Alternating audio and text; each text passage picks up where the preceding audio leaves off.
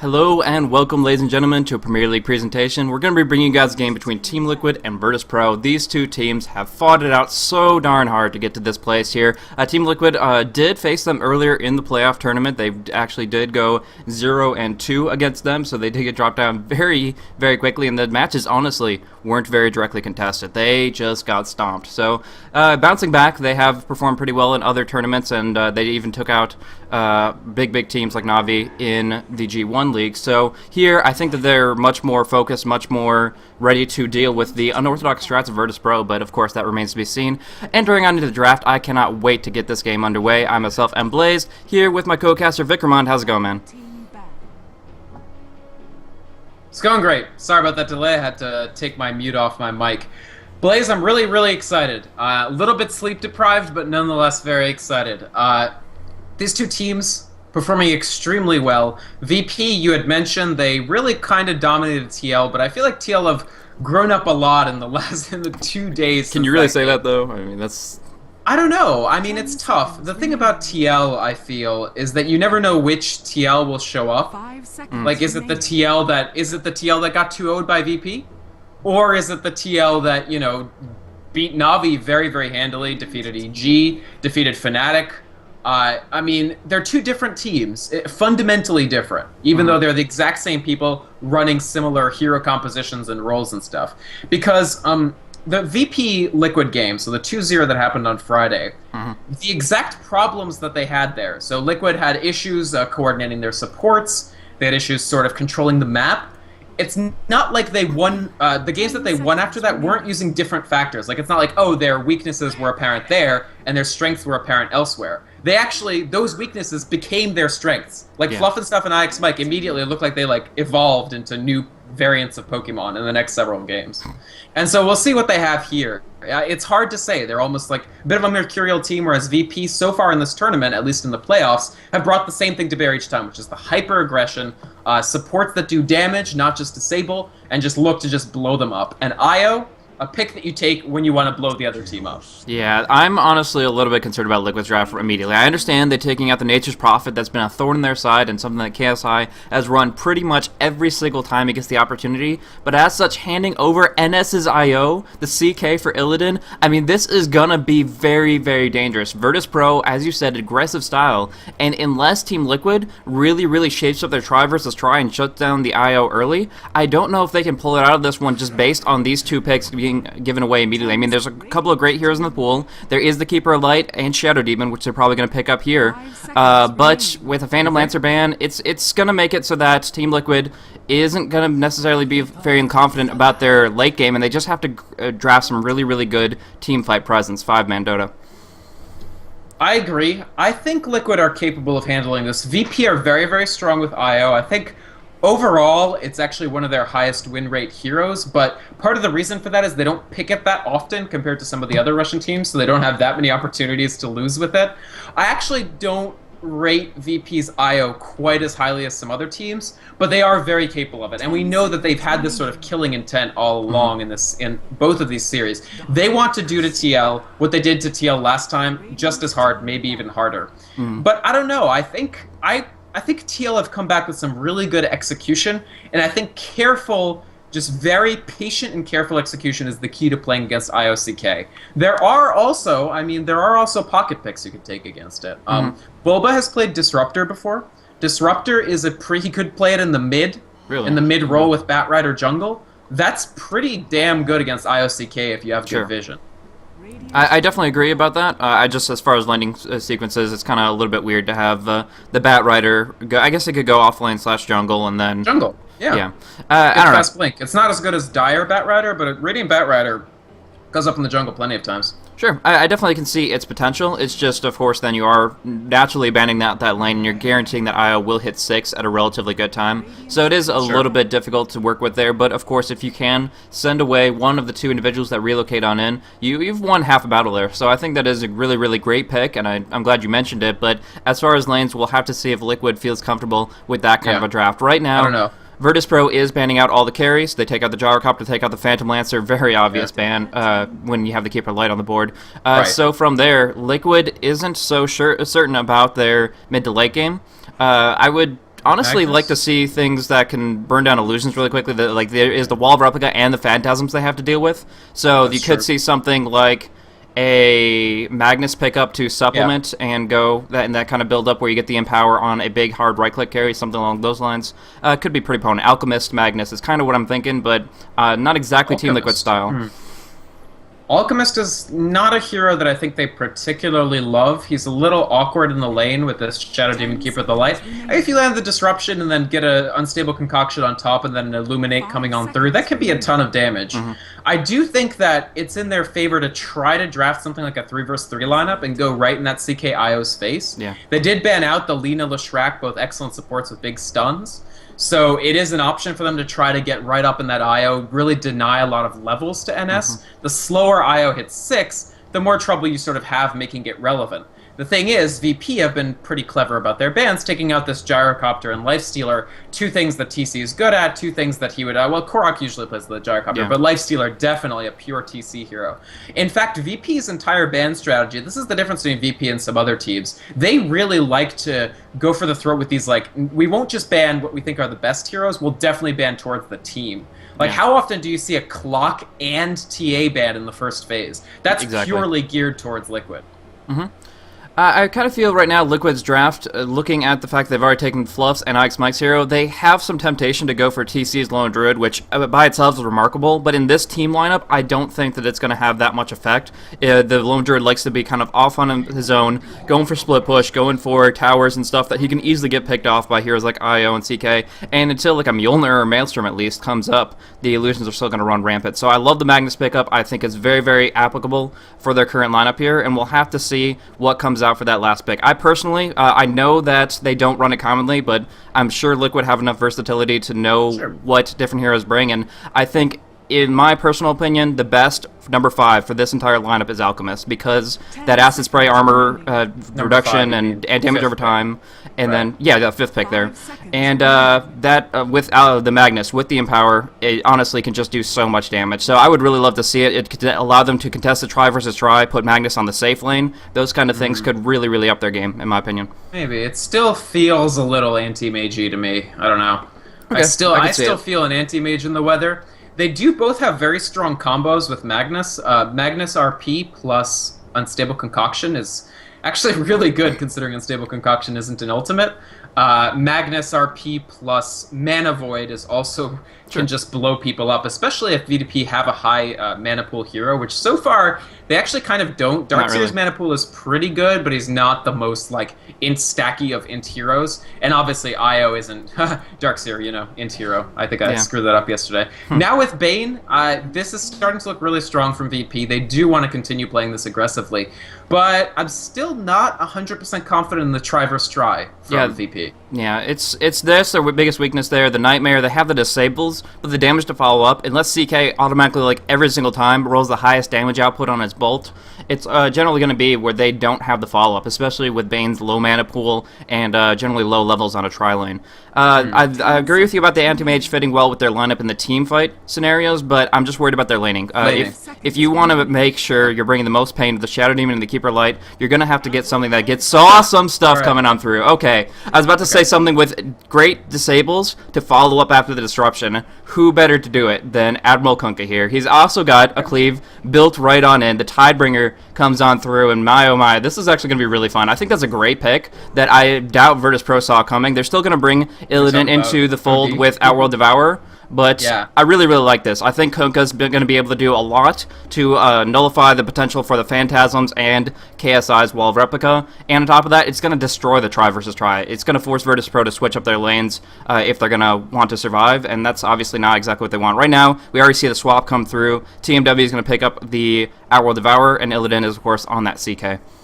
Yeah, I was surprised to see Tame My Wild on the Chaos Knight. I think that would be actually a fairly serious mistake. They could still win by virtue of their draft, but you should put Illidan on the CK. He's far more familiar with that hero.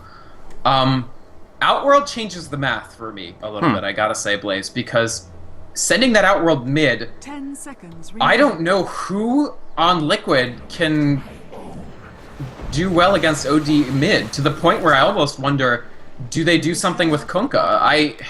Magnus, the problem with Magnus, mid against Outworld Devourer, if indeed that's what they do, and they do have TC on the Magnus, BT dubs, so that's also interesting. Korok on the Kunkka. Yeah. I want to talk really quick about the possible matchups for OD. Magnus is a bad matchup because he's a strength hero who deals all of his damage via his mana pool. Exactly. And as that mana pool converges to 0, he becomes completely useless against Outworld Devourer.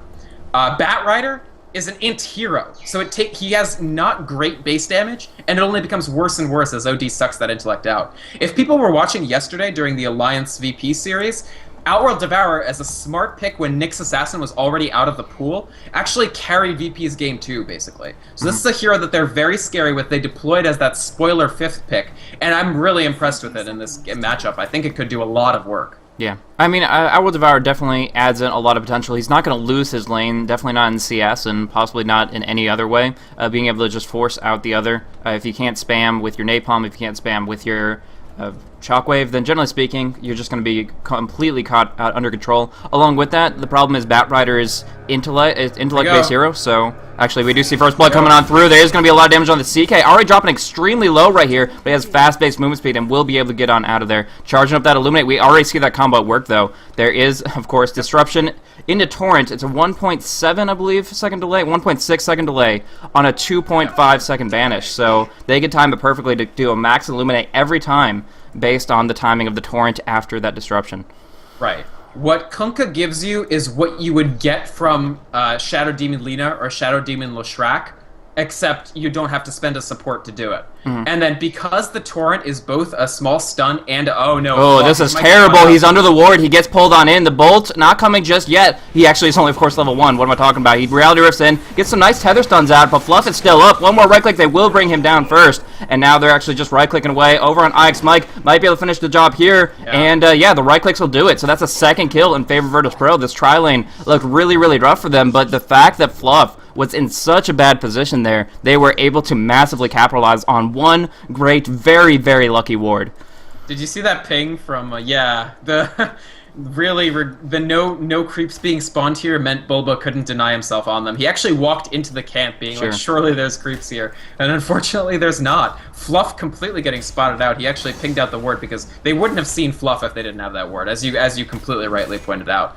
And that gives Liquid a very bad start to this aggressive try. I agree with you that it's something that can put a lot of pressure with Tidebringer, with Torrent, but now they start really, really behind after giving up the first blood and another kill. Yeah, it becomes more and more difficult for them at this stage because they really, really want to be a kill-oriented tri-lane. They need to have that advantage. And actually, they drop a Sentry Ward that's not even going to find it out. So they do actually snipe up one of the neutrals, and they get the rest of them with Korok. But they're actually... Oh, wow, Disruption during the Reality Rift. And that actually dissuades them from following up through because now Liquid's underneath their tower. And if they go in for the initiation, there's far less opportunities to actually net a kill. I actually think if that Nightmare had landed, I don't think he canceled it. I think it was an LOS issue because Bane has a kind of long wind-up on that ability.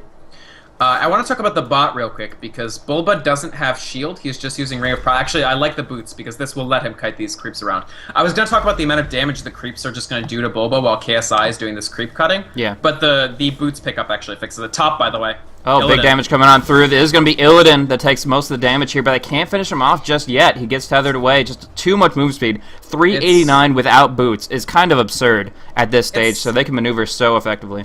The move speed is a factor. It's more that Bulba's level 1. He's just under that level 2. Soulcatcher would have done it, honestly. Bulba, you mean Ixmec? Oh my god, why did I say Bulba? I meant Ixmec, sorry. Because he plays Shadow Demon so much. No, I don't know why that happened. It's cool.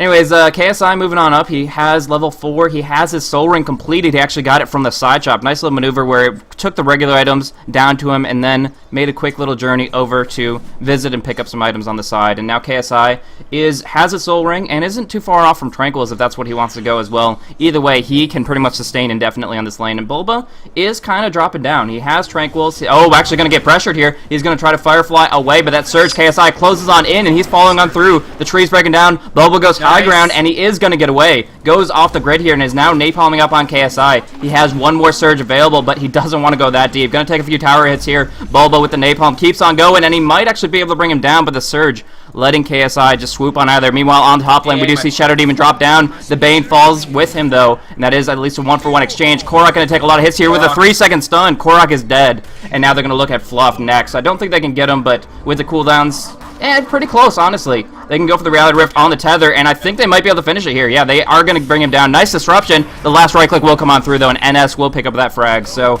really, really good movement for Virtus.pro, and as strong as Liquid's tri-lane seemed to be, outright, the fact that they're now Virtus.pro is snowballing and getting more and more experience gains, I mean, at level 5 CK, there's very little that Liquid can do to make sure that they're going to be on top.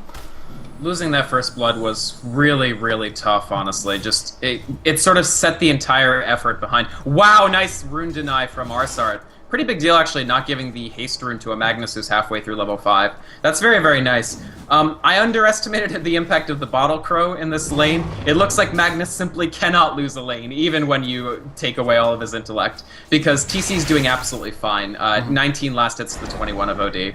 Yeah. So yeah, he's doing alright for now, but the one thing is that although it's not taking away his base damage, his mana pool is depleting rapidly. Now that the Astral Imprisonment is at rank 3, the shockwaves aren't going to be coming on through. Like, literally one more Astral Imprisonment, and suddenly he can't cast a single spell. Ooh, smoke coming out from Fluff and IX Mike, so it's smart to try to make something happen. The issue is, OD's a little tricky to kill sometimes. He is squishy, but he does have that Astral Imprisonment to mess you up. At this point, it lasts long enough, the 3 seconds, that 2 people can basically TP over in that time. Yeah. So Mike and Fluff are waiting out for the moment, but they're really going to need TC to get a skewer off to make this happen, trying to bait out the Outworld Devourer to come on forward. But yeah, even then the skewer's not going to do too much here. We'll have to see how it plays on out, but TMW is in a greatly fortified position, and they have to have communicated by now that Liquid doesn't have the supports up top, that it looks like Korok is by himself, and as such, KSI is here, and now TMW comes on forward. He drops the Imprisonment, but he has his Sanity's Eclipse as well. Here comes out Shadow Demon. They're going to look to bring him down. A couple of right clicks going his way. No Arcane Orb yet, but still KSI closing on in. There's the disruption, but here's IX Mike dishing out the damage coming in on him. The Shockwave comes on through, but Sanity's Eclipse with the Iron Shell is enough damage to bring down Mike, and now they're looking at Fluff, bursting him down hard. Nice Brain Sap from the low ground, and they bring him down as well. There is only one more. TC's the last guy. On the top lane, they bring down Korok, they get their combo up on him, and now Wisp is almost level 6, and they're just doing so much there. TC still being chased down in the mid lane. We'll actually get on out of there with the defensive TP, but shoot. I want to quickly talk about this Liquid rotation, because I think it was really misguided, and it's because they don't get enough practice against OD, in my opinion. If you had RP, or even the possibility to RP, yes, that's a smart rotation. But because TC literally does not have enough mana in his entire mana pool to cast RP at this point, without RP, I don't know what your hope of actually killing the Outworld Devourer is.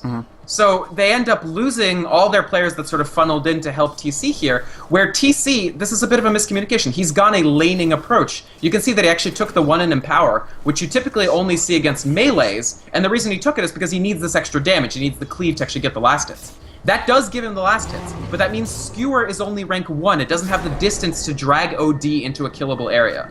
And Liquid, I think, maybe should have sort of recognized this and realized that it would make the OD a little harder for their supports to gain, and that wastes a lot of support time. Yeah, exactly. And the pressure just keeps on coming through. We get the Reality Rift onto Korok. He's going to take too much damage here, and it should be an easy kill for them. Illuminate will do a little bit of damage in return. Korok might get a return kill. No. The Torrent does not connect on NS, and they're going to go for more. The Fluff is barely going to get out of there without a vacuum available. They couldn't lock him in place. Still, 9-1 in favor of Virtus.pro. As much as it seemed to be a little bit of mismanagement by Team Liquid, in the sense that they were trying to go for a kill they couldn't find without a perfect disruption and plus skewer, it's still great rotation for VP when they knew that there were a couple supports on mid that they had to be by their rotation and their absence on the top. Virtus.pro rotated so many heroes down towards this mid. It was a 4 versus 3. They won that out, and of course then had the 2 versus 1 on top versus Korok. They really just rotated and were always on top of the position of Liquid. Yeah, KSI on the Darkseer has really actually excelled this game. He's been everywhere he needs to be, doing a lot of work, like just chasing people down with the Ion Shell at some point, just adding to that stress that Liquid have in these fights. And the problem for TL is their strategic approach here, I wouldn't say necessitated, but it was extremely important for them to actually win the tri-lane. Once they didn't and they let up the pressure, the tri-lane swung back in VP's favor dramatically, not to mention Darkseer and TMW basically constantly farming as well. And now you have a level 7 Chaos Knight and a 6 IO. You didn't really deny them any timing. In fact, less than 8 minutes for IO to hit 6 against a composition that's actively seeking to prevent that is very problematic. Yeah, now Liquid is forced into a 5-man Dota perspective. They can't have the Batrider all by himself or he's just going to get relocated on. So from here, they have to go all as 5. They do have TC's RP. That's why they drafted it. So they're going to be able to actually make something happen here. Going on top, KSI is going to be torrented, and they're going to put him right back in to a really terrible spot. With Batrider pulling in, they're going to get a second kill. There's a relocate bursting down, but there's the reverse polarity. 2 seconds stun on TC. There is also Sanity's Eclipse coming on down. A lot of damage. Korok will fall. Will there be enough time to bring down Fluff as well? He gets prisoned. So the relocate is going to send him out, but he leaves Illidan to fight it on out. There's the Chaos Bolt locking in. 4 second stun, and Fluff is dead. Bane's Grave coming out. He hit level 6 just now. Bane pops it off on Bulba and turns it around. 4 kills for Virtus Pro. My goodness, what a team fight for them. It looked bad at the beginning, but they really shaped up when the relocate came on in. Bane got level 6, and of course the great TP coming out from TMW on the Outworld. So a couple of factors I want to talk about in that fight. RP on just KSI? No, it was on 2. I don't know. It was on 2. Was it on 2? Yeah, absolutely. He did it at the perfect timing where he was able to get 2 individuals. I can't remember exactly who they were, but they were key targets. The problem was he was stunned during it. He couldn't follow up a shockwave, and he died immediately after. So. Okay, well, 2 is okay. The problem is VP have lots of damage dealers, and OD, who theoretically is the sort of squishy hero you can pick off, was effectively sitting in the back just lobbing the spitballs at Liquid, and then eventually the Sanity's Eclipse that took Korok from, like 70% to 20%. The other thing is Arsart's survivability. When you pop Lasso, you really expect that the person lassoed is going to die. And they used Lasso on the most killable target on Virtus Pro, theoretically, the Bane. And Arsart not only survives, he hits 6 and finishes off the last Liquid player in the fight. Yeah. And now Liquid find themselves, I'm not going to go ahead and say incontrovertibly behind, but they are extremely behind. Not even able to get that push on the Tier 1. And now also, look at how much they're suffering from move speed. Like, Tier 1 boots on the Kunkka, Tier 0 Ike's boots. Mike, for example, he can go nowhere right now. He's like, oh, there's a 522 MS Darkseer just running on a route, doing whatever he wants, and there's no way to retaliate. We do see the relocate gank coming on through and bringing down Korai, him getting caught out of position as well, and that's just too much for them to handle. It really is. So much pressure coming in. TC wants to make something happen on the mid, but here is 2 double RP. Can Bulba make something happen here? The last one will come on through onto TMW, but he has the mechanism already, so he's going to top them both off and turn it around onto TC here. TC falls, Mech comes out, and Bulba, all he can do is run away. Doesn't even get that chance just yet. The prison's a pretty long duration, and they already call it. They already call GG. Oh my goodness, what a just clinic put on by Virtus Pro. This is so much pain and damage coming on out from their team. I have to say, I'm not an early GG kind of guy. I love for teams to fight it out. I think Liquid GGing here is extremely smart. We talked before their semifinal match against VP about how these are 2 teams that rely upon having a good mentality and good morale. More so than some other teams. They sort of need to feel like they're doing okay, or they might just sort of constantly lose. Spending any more time in this game would be demoralizing for anybody. Because there was no way that Liquid were going to get back into it. Korok, at the point of the GG, had 1.5k net worth on their hard farmer. It was not going to happen. Kunkka can't deliver the damage like that. And so, it's completely correct if you're a team that relies upon having good morale to GG out of a game like this earlier rather than later. Because being behind against CKIO is one of the absolutely most immiserating experiences you can have as a Dota player. So, good on them to sort of say, you know what? It didn't work. Let's go to game 2. Yeah, and honestly, just to break it down a little bit before the throne does fall, I honestly feel like it wasn't really down to the draft. It wasn't, I mean, of course, giving away the Wisp CK combo does kind of put yourself on a timetable where soon enough you're going to be having a lot of pressure put out on you. But I honestly feel it came down to, specifically in the skirmishes, their positioning and how that played on out. Starting from the beginning, losing 2 heroes for nothing, giving the first blood away and losing your second support there, that really started the steamroll going. That's all Virtus Pro needed to get their CK to level 2, where he could put out that much more damage and the IO could actually stand and deliver without actually being threatened. IO didn't die once, the Bane only died once. So in that situation there, the squishiest individuals could not be pressured. They only lost 2 heroes at all. And they didn't even get close to killing Outworld Devourer before he got Mechanism, and Mechanism makes him vastly less squishy. That's why it's a good first item for him. Plus, he's one of your farmers, so it's always good when you can get Mechanism on somebody, and your supports don't have to be like, well, wait 30 minutes and maybe I'll get it.